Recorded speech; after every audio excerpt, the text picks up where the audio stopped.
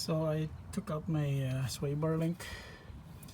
I think the other one has a number 18 bolt, and then I think it's a T40 torx bolt to hold it, and then the other one is down here is number 15 bolt.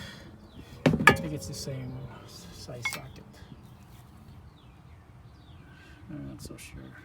This one is terrible, like see, for like 16 years or 15 years this is basically nothing, and it's making a noise.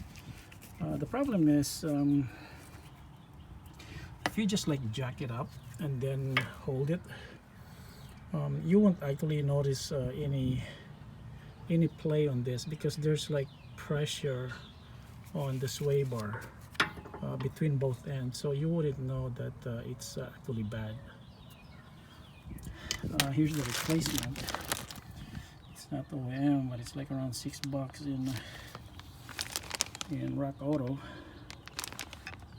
plus shipping. So yeah, it's easy to replace, so it doesn't matter if it's a cheap one.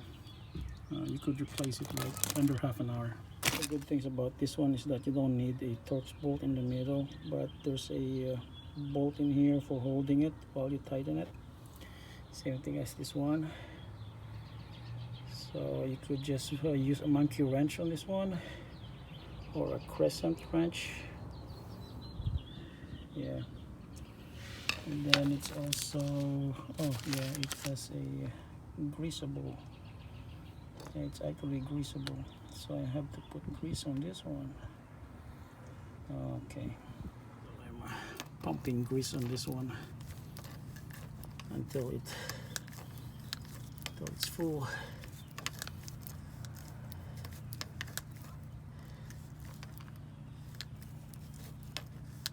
Yep, it's full already.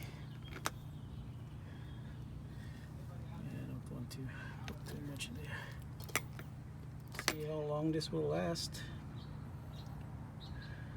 But I think the aftermarket's way better to remove. I have to remove the other side, the driver's side. I think the bolt there is like rusted. I cannot take it out. I have to use this other one to loosen the suspension last time. So got the sway bar end links installed. Yeah, the other one is smaller, and the other one is like I think it's a 21mm bolt, 19mm bolt, and the other one is a 15mm down there. So yeah, there's like an orientation for this sway bar end link, same thing as the original. So I'm gonna put back the wheel and test drive it.